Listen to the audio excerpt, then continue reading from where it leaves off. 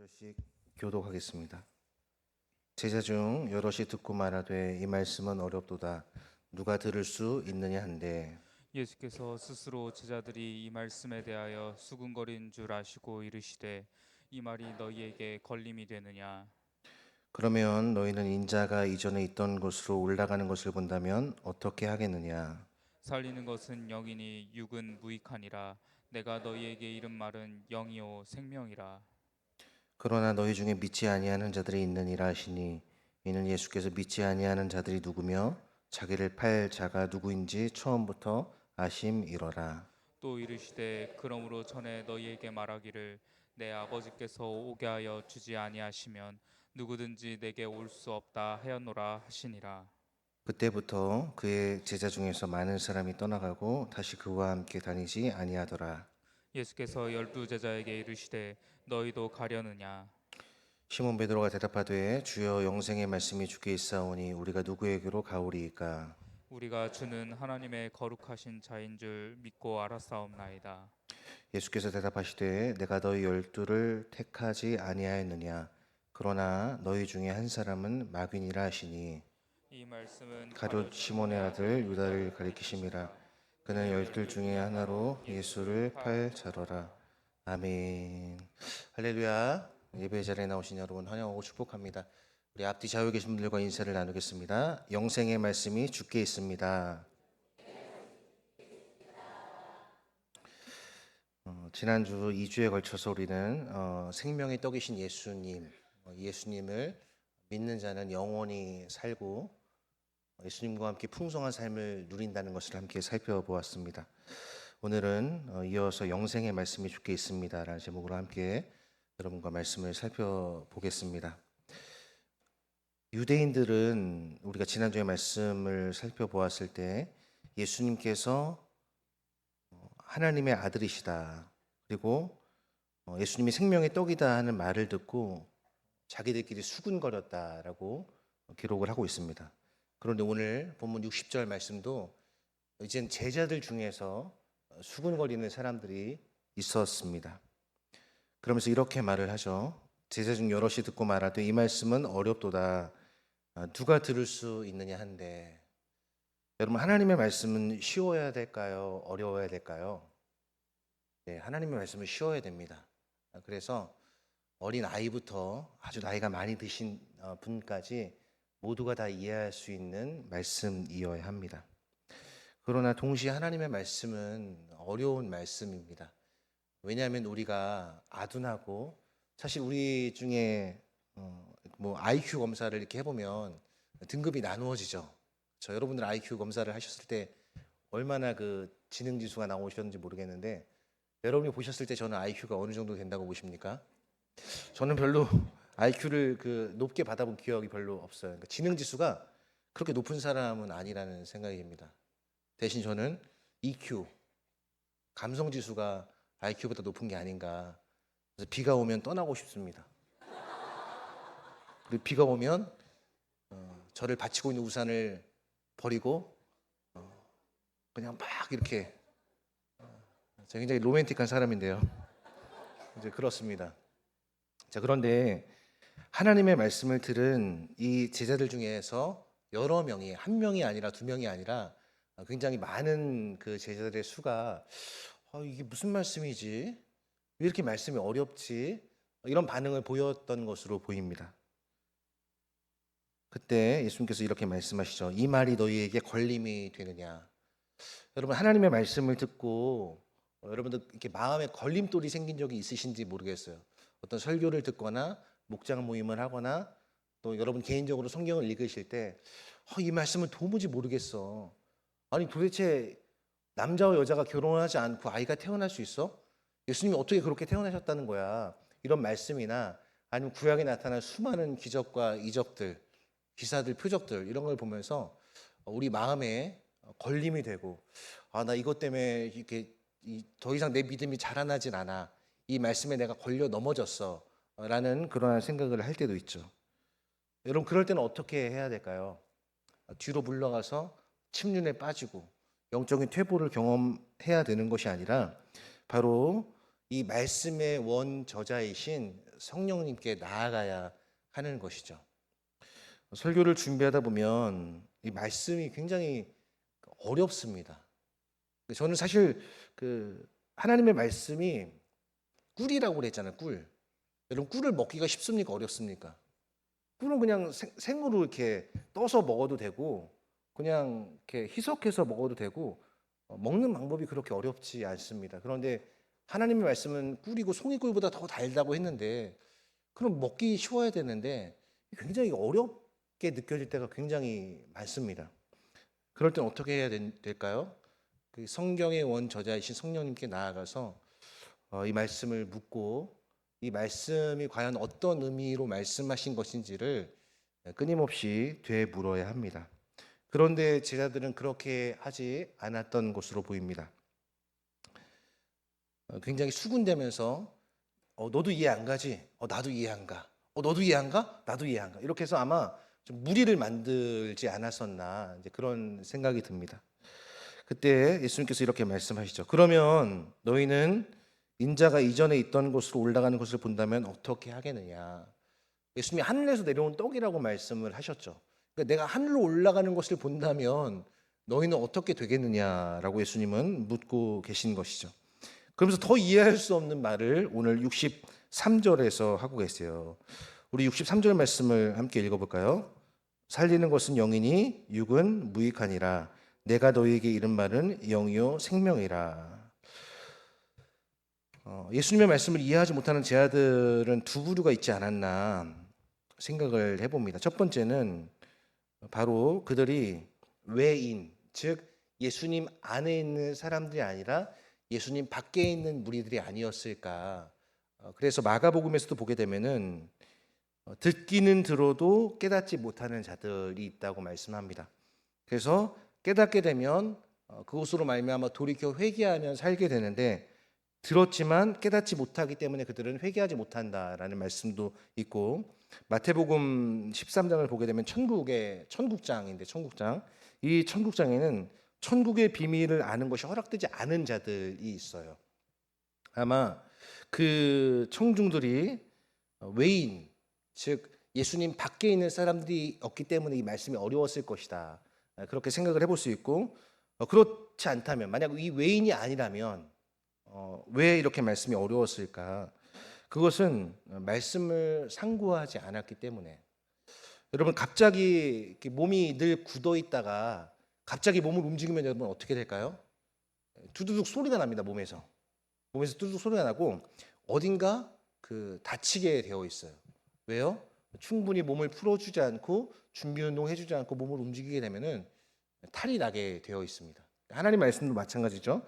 늘 하나님의 말씀에 젖어 있고 말씀의 꿀송이를 날마다 받아 먹는 사람들은 이 말씀이 그렇게 어렵지가 않습니다. 그런데 이 말씀을 뭐 일주일에 한 번 듣는다거나 아니면 뭐 한 달에 한 번 듣는다거나 아니면 1년에 한 번 들으면 이 말씀이 어려울 수밖에 없죠. 도대체 이게 무슨 말씀을 하는지 도저히 받아들일 수가 없게 되는 것입니다.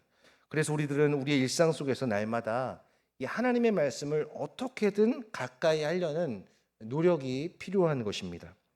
여러분, 하나님의 말씀을 많이 들으십시오. 하나님의 말씀을 많이 들으시고 많이 읽으시고 많이 보시기를 바랍니다. 원래 성경은 이게 낭독하는 거예요. 경전은요, 원래 낭독하는 겁니다. 하늘천 따지 거물현 누르랑 이렇게 옛날 서당에서 낭독을 했잖아요. 소리를 내서 읽었단 말이에요. 팔만 대장경이나 모든 그 종교에 있는 경전은요, 낭독하는 것입니다. 낭독. 그래서 여러분들이 성경을 읽을 때, 우리가 이제 방금도 성경을 교독했지만 성경을 읽을 때 눈으로만 보는 것과 눈으로 보고 읽는 것, 또 그것을 귀로 듣는 것은 천지 차이가 있습니다. 그래서 여러분 성경을 읽을 때 가급적이면, 그리고 가능하시다면 소리를 내어서 읽으시면 좋습니다. 소리를 내어서 읽으면 여러분 몇 번 읽게 되냐면 한 번 읽을 때 3번 읽게 되는 거예요. 왜 그렇죠? 첫 번째, 눈으로 읽죠. 눈으로 읽은 걸 어디로 말하죠? 입으로 말하죠. 입으로 말한 것이 어디로 들리죠? 귀로 들립니다. 그래서 성경을 읽을 때 여러분들이 이렇게 눈으로 읽는 것보다 소리를 내어서 읽는 것이 굉장히 중요한 것입니다. 묵상하고 연구하고 순종함으로 이 하나님의 말씀을 가까이 하고 실천하는 사람들, 그렇지 않은 사람들 말씀이 낯설 수밖에 없고 결국은 오늘 제자들의 일부처럼 수군거릴 수밖에 없는 그러한 자세를 가질 수밖에 없습니다. 그러므로 우리가 성경을 읽다가 난해한 내용이 나올 때가 있잖아요. 오늘 말씀처럼 육은 무익하다. 영으로 난 것은 살리는 것이다. 살리는 것은 영이니 육은 무익하다. 이런 말씀이 나오면 굉장히 난해하잖아요. 어렵잖아요. 여러분 그럴 때 우리는 어떻게 하냐면은 성경을 덮습니다. 오늘은 여기까지 읽으시라고 하나 보다. 그럴 때는 여러분 어떻게 되냐면 거침없이 나가야 돼요. 앞으로 나가고 거기를 이제 이렇게 표시를 해두고 옆에다 이제 표시를 하는 거죠. 이 말씀 도대체 무슨 말씀인지 모르겠어요, 주님. 그럼 계속 이제 앞으로 진도를 나가는 거예요. 말씀이 친밀해질 때까지 여러분들이 말씀을 읽는 것에서 말씀이 나를 읽어낼 때까지. 그러니까 이렇게 되려면 여러분 한두 번 읽어서 이렇게 될 수가 없죠. 오랫동안 군 생활을 한 사람들은요, 군에 있던 습관들이 몸에 배어 있어요. 예비군들 이렇게 훈련하는 거 보면은 그 사람이 군복만 입으면 좀 이상해진다고 하잖아요. 근데 예비군들도요, 그 제식이나 아니면 총검술 이런 거를 그 현역 시절에 열심히 연습한 사람들은요, 나중에 군 생활한 지 꽤 오랜 시간이 흘러도 막 입에서 뭐 지금부터 뭐 국군 도체를 시작한다. 일본 다리 운동, 뭐 12호 숨쉬기 운동가 이게 저절로 나옵니다. 저절로. 왜 그럴까요? 몸에 익었기 때문에 그래요. 몸에 배웠기 때문에 그래요. 우리가 이렇게 되려면 말씀이 우리를 읽을 때까지 우리가 말씀을 읽고 그 말씀 앞에 엎드리는 자세가 필요한 것이죠. 더불어 이럴 때 잊지 말아야 할 것은 성령님을 우리의 스승으로 삼고 성령께서 우리를 조명해 주시도록. 그래서 여러분 하나님의 말씀을 읽거나 듣거나 설교 말씀을 들을 때 제일 중요한 것 중에 하나는 뭐냐면은 하나님이 조명을 여러분에게 비춰 주셔야 돼요. 성령께서 여러분의 지성과 여러분의 정서에 이 조명을 비춰 주셔야 여러분들이 하나님의 말씀을 이해하고 깨달을 수 있게 되는 거예요. 그리고 그것을 여러분 마음에 수용할 수 있게 되는 것입니다. 그럴 때 여러분의 영혼에 변화가 일어나게 되는 것이죠. 이렇게 인자가 있던 곳으로 올라간 것을 너희가 본다면 어떻게 하겠는가라고 말을 할 때 제자들은 더 수군거리기 시작했습니다. 그러면서 살리는 것은 영이니 육은 무익하다고 말씀하시죠. 이것을 표준 세번역에 보니까 이렇게 기록을 하고 있어요. 생명을 주는 것은 영이다. 생명을 주는 것은 영이다. 육은 아무 소용없다. 내가 너에게 한 말들 그것들은 영이고 생명이다. 이렇게 말을 하고 있습니다. 즉 영원한 생명을 주는 것은 육체가 아니라 바로 살리는 영이 우리에게 영원한 생명을 주는 것입니다. 욥기 33장 4절을 보면은 엘리후가 이렇게 고백을 하고 있습니다. 우리 같이 앞에 나와 있는 말씀을 함께 읽어볼까요? 하나님의 영이 나를 지으셨고 전능자의 기운이 나를 살리느니라 라고 그렇게 고백을 하고 있어요. 여러분 우리가 성경 말씀을 육신으로 읽으면 이것은 율법 조문에 불과한 것입니다. 우리를 자꾸 찌르죠. 우리를 자꾸 쪼갭니다. 그러나 이것을 영으로 예수님이라는 안경을 쓰고 이것을 읽으면 이것은 우리를 살리는 영이 되는 것입니다. 그런 의미에서 예수님께서는 고린도전서 15장 45절에서 사도 바울이 이렇게 고백을 하고 있죠. 기록된 바 첫사람 아담은 생명이 되었다함과 같이 마지막 아담, 즉 예수님은 살려주는 영이 되었다. 예수님은 생명이에요. 예수님을 믿으면 우리 안에 생명이 있고 예수님을 떠나가면 우리 가운데 생명이 사라지게 되는 것입니다. 자, 그런데 예수님이 이렇게 말씀하시죠. 너희 중에 믿지 아니하는 자들이 있다. 여러분 지금 예수님은 땅의 일을 말씀하시는 것이 아니라 하늘의 일을 말씀을 하고 계세요. 여러분 땅에 속한 자는 땅의 일을 말할 때 땅의 것만 생각을 합니다. 하늘의 것을 이해를 할 수가 없어요. 우리가 살면서 여러분 하루 동안에 살아가면서 여러분 하늘을 얼마나 보세요? 아마 거의 안 보실 거예요. 거의 그냥 이 고개가 아래로 향하거나 아니면 좀 더 확장한다면은 우리의 좌, 우, 뒤 이 정도만 생각을 하지 사실 하늘을 잘 보지 않습니다. 여러분 예수님은 하늘에서 오셨고 하늘의 일을 말씀하시는 분이라고 말씀을 하고 계세요. 땅에 있는 사람들은 이 말씀을 도저히 받아들일 수가 없는 것이죠. 그리고 이렇게 말씀하고 있어요. 믿지 아니하는 자도 있느니라. 그러니까 요한복음에 보게 되면은 이 믿음을 굉장히 많이 말씀을 하고 계시거든요. 그리고 요한복음 20장 31절을 보면 이렇게 말씀을 하고 계세요. 이 요한복음을 기록한 목적에 대해서 이렇게 말씀하고 계신데, 이 성경을 기록한 목적은 너희가 예수가 하나님의 아들이심을 믿게 하고 그 이름을 힘입어 영원한 생명을 얻게 하려 함이라라고 그렇게 요한복음의 목적에 대해서 말씀을 하고 계십니다. 아마 여기 나와 있는 제자들은 예수님께서 선택하신 12 제자들보다 아마 많은 제자들이 있었던 것으로 보입니다. 그런데 그들 중에 일부는 믿지 않았던 사람들이에요. 그래서 예수님 이렇게 말씀하시죠. 예수께서 믿지 아니한 자들이 누구며 자기를 팔자가 누구인지 처음부터 아심이로라. 여러분, 예수님은 사람의 마음속을 아시는 분이라고 말씀하고 있고 처음부터 아셨다라고 말씀을 하고 있어요. 여러분들은 배신을 당해본 적이 있으신가요? 배신, 배반, 여러분의 그 등에 칼을 꽂은 그러한 경험들이 있으신지 모르겠는데, 그럼 예수님도 배신을 당하셨고 예수님도 배반을 당하셨어요. 우리라고 예수님을 배신하지 않는다는 보장이 있겠습니까? 그럼 베드로도 부인을 했는데, 유다도 이 가룟 유다도 부인을 했는데, 우리라고 예수님을 부인하지 않으리라는 보장은 없는 것이죠. 그런데도 예수님은 믿지 아니하는 자들이 누구이고 자기를 팔자가 누구인지 처음부터 아셨음에도 불구하고 끝까지 예수님은 참고 계십니다. 그런 자들에게 이렇게 말씀하시죠. 그러므로 전에 너에게 말하기를 내 아버지께서 오게 하여 주지 아니하시면 누구든지 내게 올 수 없다 하였노라. 이건 굉장히 중요한 말씀입니다. 아버지께서 내게 오게 하시지 않았다면 너희는 누구도 내게 올 수 없다. 저와 여러분들이 이 자리에 있는 것은, 이 자리에 앉아서 우리가 하나님을 예배하는 것은 하나님이 저와 여러분들을 이 자리에 이끌어 오셨다는 것을 믿으셔야 되는 거예요. 거기에는 우리의 공로나 우리의 자격이나 우리의 애씀이나 우리의 노력이 전혀 없는 것이죠. 전적인 하나님의 은혜와 하나님의 공로, 우리의 공로는 아무것도 없는 것입니다. 근데 이 66절 말씀을 보세요. 그때부터 예수님께서 이 말씀을 하시자마자 수많은 제자들이 예수님을 떠나기 시작합니다. 여러분, 수많은 제자들이 예수님과 함께 산에 올라갔어요. 그리고 거기서 오병이어의 기적을 맛보았단 말이에요. 수많은 무리들을 배불리 먹이시는 그 예수님의 이적과 기적을 보았고, 이미 요한복음 6장 초반에서 예수님의 표적을 본 사람들이 지금 예수님을 따라가고 있다는 말이에요. 그런데 그 중에 많은 사람이 떠나갔다. 밀물처럼 몰려왔던 수많은 사람들 중에 대부분의 사람이 썰물처럼 빠져나갔다고 성경은 기록을 하고 있습니다. 그리고 다시 그와 함께 다니지 아니하더라. 그러니까 이들은 한 번 떠난 것이 아니라 영원히 예수님 곁을 떠난 거예요. 이들은 예수님을 따르면서 하늘의 기적을 체험한 사람들이었습니다. 예수님이 누구신지를 아는 사람들이었어요. 히브리서 6장 4절부터 6절까지의 말씀을 같이 한번 읽어볼까요? 한번 빛을 받고 하늘의 은사를 맛보고 성령에 참여한 바 되고 하나님의 선한 말씀과 내세의 능력을 맛보고도 타락한 자들은 다시 새롭게 하여 회개하게 할 수 없나니 라고 되어 있어요.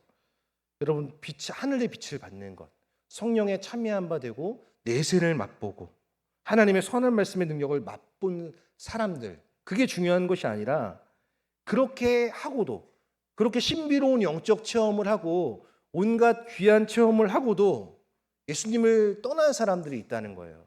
그런 사람들은 다시 그들을 새롭게 할 수 없다고 성경은 분명히 말씀하고 있습니다. 예수님께서 제자들을 왜 부르셨을까요? 하나님 나라를 확장시키시려고, 또 귀신도 내어 쫓게 하시려고 부르셨지만, 그러나 더 본질적이고 우선적인 목적이 있습니다. 그것은 무엇이냐면 바로 주님과 동행하는 것이었어요. 마가복음 1장 14절 말씀입니다. 이에 12를 세우셨으니 이는 자기와 함께 있게 하시고 또 보내사 전도도 하게 하며 귀신을 내쫓는 권능도 가지게 하려 하심이니라. 여러분, 주님과 동행하는 것이 제자들에게 부여된 첫 번째 사명이었습니다. 주님과 동행하고 나서 그 다음에 전도도 하고 마귀도 내어쫓는 그런 권세를 주셨다라고 말씀하고 있습니다. 여러분들은 주님과 동행하십니까?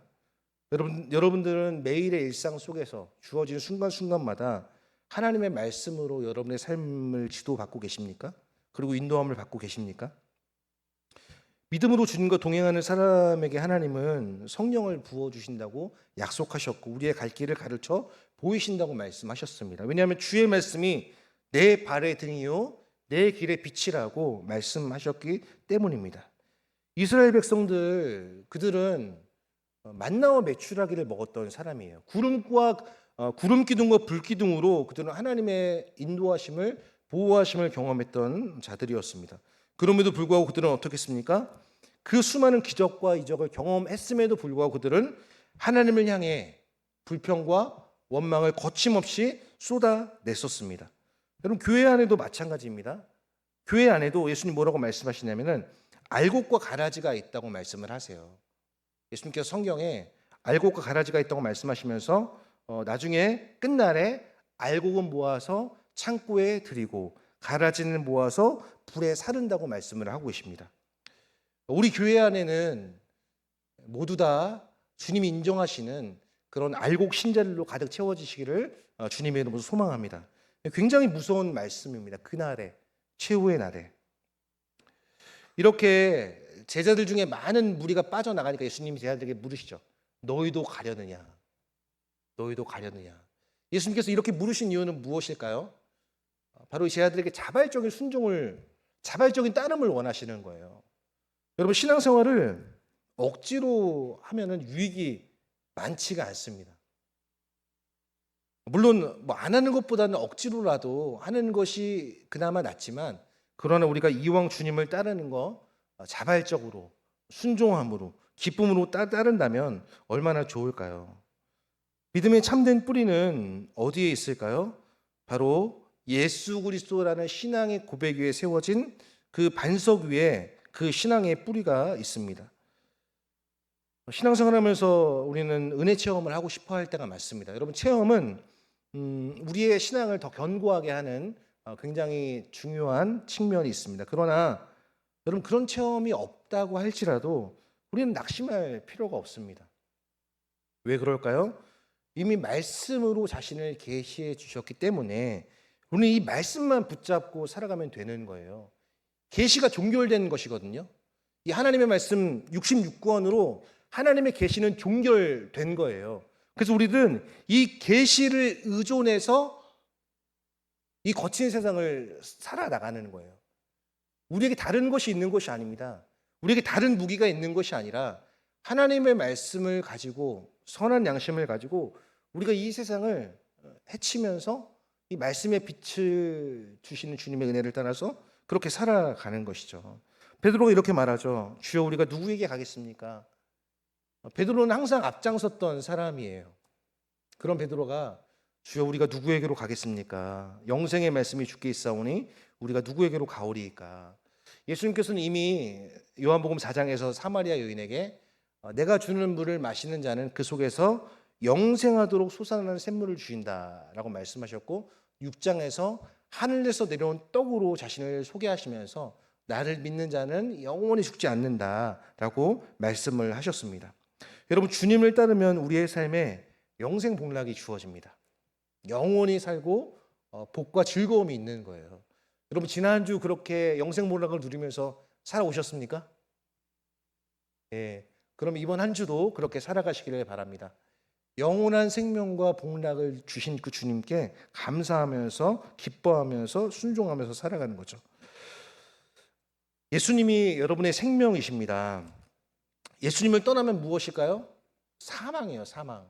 우리 흔히 보통 물고기가 그러니까 물고기가 물이 없으면 죽는다라고 이야기를 하죠. 그러나 여러분 우리 신자는요 예수님 떠나면 사망입니다, 사망. 사망만이 우리를 기다리고 있는 거예요. 그러니까 여러분 어찌하든지 어떤 순간에도 여러분 예수님을 꼭 붙잡고 계셔야 되는 거예요. 엄마 껌딱지처럼. 여러분 엄마 껌딱지가 엄마한테는 굉장히 불편할 수 있어요.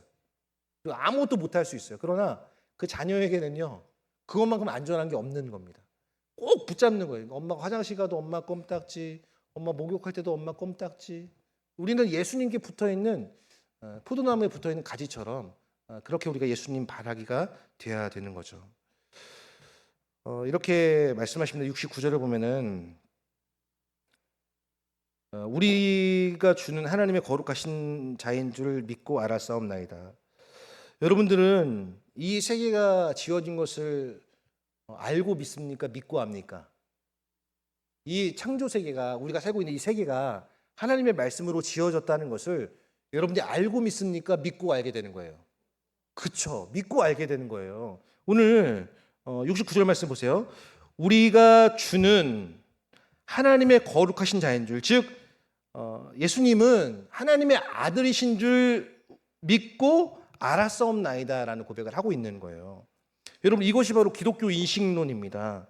제자들이 나머지 사람들처럼 예수를 떠나지 않았던 근거는 어디에 있었냐면 바로 예수님을 향한 믿음과 지식에 있었습니다. 믿음이 먼저고 지식이 그 믿음을 따라가는 거예요. 신앙이 먼저고 이성이 그 뒤를 따라가는 겁니다. 이 순서가 얼마나 중요한지 몰라요. 히브리서 11장 3절도 믿음으로 우리는 모든 세계가 하나님께서 지으신 줄 아나니라고 말씀을 하고 있는 거예요. 그러므로 여러분, 믿음을 달라고 기도하셔야 됩니다. 믿음을 달라고. 믿음을 달라고.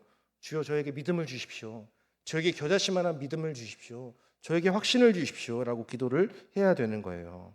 예수님께서 제자들에게 답하셨죠. 내가 너희 12를 택했다. 내가 너희 12를 택하지 아니하였느냐. 그러나 너희 중에 한 사람은 마귀니라. 이 말씀을 제자들이 들었을 때 여러분 어땠을까? 아마 심장이 쿵 하고 떨어졌을 거예요. 누구지? 베드로가 주여, 영생의 말씀이 주께 있사오니 우리가 누구에게로 가오리까? 라고 얘기할 때 아무도 그 반응이 없었다라고 이야기를 하고 있어요. 다른 반응이. 이 말은 나머지 모든 제자들이 이 고백에 동일하게 이 고백을 했다는 것을 알 수 있죠. 그런데 너희 중에 하나는 마귀니라 라고 말씀을 하고 계세요. 이 말씀을 들은 가룟 유다는 여러분 어떤 심정이었을까요? 왜 가룟 유다가 마귀라는 그런 책망을 들었을까요? 그 말은 71절 후반에 나와 있습니다. 예수를 팔자러라. 넘겼다라는 의미거든요. 예수를 넘겼다. 넘겼다라는 말은 뭐냐면은 판다라는 의미예요. 판다. 예전에 많이 불렀던 찬양 중에 금보다도 귀하다라는 찬양이 있습니다. 요즘은 이제 잘 안 불려지는 찬양인데요. 그 가사 중에 한 부분을 소개하면 이렇습니다. 손에 있는 부귀보다 주를 더 사랑하는가? 이슬 같은 목숨보다 주를 더 사랑하는가? 사실 우리의 손에 있는 부귀, 이슬 같은 목숨, 이것은 주님보다 더 사랑할 대상이 아닙니다. 왜냐하면 우리 손에 있는 부귀도, 우리가 지금 자랑하는 건강도, 우리가 그렇게 아끼는 목숨도 다 주님이 주신 것이기 때문에 그렇습니다. 예수님께서는 너희가 하나님과 재물을 겸하여 섬길 수 없다고 맘모니즘을 극도로 경계하셨습니다. 예수님을 화폐 가치의 개념으로 하락시켜서 마귀 짓을 한 것이 바로 가룟 유다가 저질렀던 가장 큰 잘못이라는 것을 깨닫게 됩니다. 여러분, 우리도 다르지 않습니다. 아까 말씀드렸듯이 베드로도 예수님을 배신했잖아요. 그리고 유다도 예수님을 팔아 넘겼단 말이에요. 그런데 우리가 무슨 근거로, 무슨 자신으로 내가 평생 주님만 따라가겠습니다라고 이야기할 수 있겠습니까? 이야기할 수 없는 것이죠. 그러나 우리에게 소망이 있는 것은 무엇이냐면 바로 이 말씀에 있습니다. 말씀. 영생의 말씀이 주께 있으니 우리가 누구에게로 가오리까? 사랑하는 성도 여러분, 만약에 우리에게 말씀이 없다면 여러분 어떻게 될까요? 말씀이 없다면 우리의 삶은 굉장히 극도로 허물어진 삶을 살 수밖에 없는 것입니다. 시인은 이 말씀에 대해서 이야기하면서 여호와의 계명, 이 여호와의 계명이 순결해서 우리의 눈을 밝게 한다고 말씀하고 있고, 여호와의 계명이 우리의 마음에 기쁨을 준다고 이야기를 하고 있습니다. 여호와의 계명은 우리의 눈을 밝게 한다고 말씀을 하고 있어요. 여러분, 이 하나님의 말씀이 여러분의 심령 가운데 아로새겨지시기를 바랍니다. 그래서 그 말씀이 여러분의 삶을 이끌고 가는 거예요. 그 말씀이 빛과 그 말씀이 진리가 되어서 이 어둡고 혼탁하고 변화무쌍한 시대 가운데 불변하는 그 하나님, 불변하는 그 하나님의 생명의 말씀으로 우리를 이끌고 가고 계시는 것입니다. 말씀을 맺겠습니다. 사랑하는 여러분, 영생의 말씀이 오직 주님께만 있습니다. 그렇다면 우리들 어떻게 해야 될까요? 주님께 꼭 붙어있는 믿음의 사람들이 되어야 하는 것이죠. 주님께서 무슨 말씀을 하시든지 그 말씀을 나에게 주시는 생명의 양식으로 알고 그 말씀을 즐거이 순종할 때 우리의 삶에 30배, 60배, 100배의 결실을 맺게 되는 것입니다. 그럴 때 예수님 말씀하신 풍성한 삶, 풍성한 사랑. 여러분, 예수님께서 이 땅에 오신 목적이 무엇이에요? 내가 온 것은 양으로 생명을 얻게 하고 더 풍성히 얻게 하려 함이라라고 말씀을 하고 있어요. 그래서 믿음을 고백한 수많은 믿음의 사람들을 보게 되면은 항상 하나님께 그 충만한 사랑을 고백했습니다. 내가 구원의 잔을 높이 들고 하나님 앞에 나아간다. 내가 무엇으로 여호와 앞에 감사를 드릴 수 있을까? 내가 무엇으로 하나님의 은혜를 보답할 수 있을까? 다윗은 시편 23편에서 내 잔이 넘친다라고 고백을 하고 있어요. 원수의 목전에서 내게 상을 차려주시고 기름으로 내 머리에 바르셨으니 내 잔이 넘치나이다. 나의 평생의 선하심과 인자하심이 반드시 나를 따르리니 내가 여호와의 집에 영원히 거하리로다라는 위대한 신앙의 고백을 했습니다.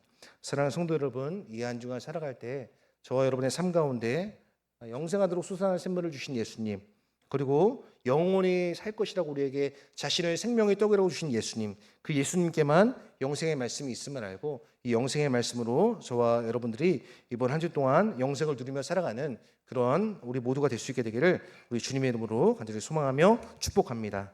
우리 시간 함께 말씀을 기억하면서 오늘 이곳에 계신 성령님 함께 찬양하겠습니다.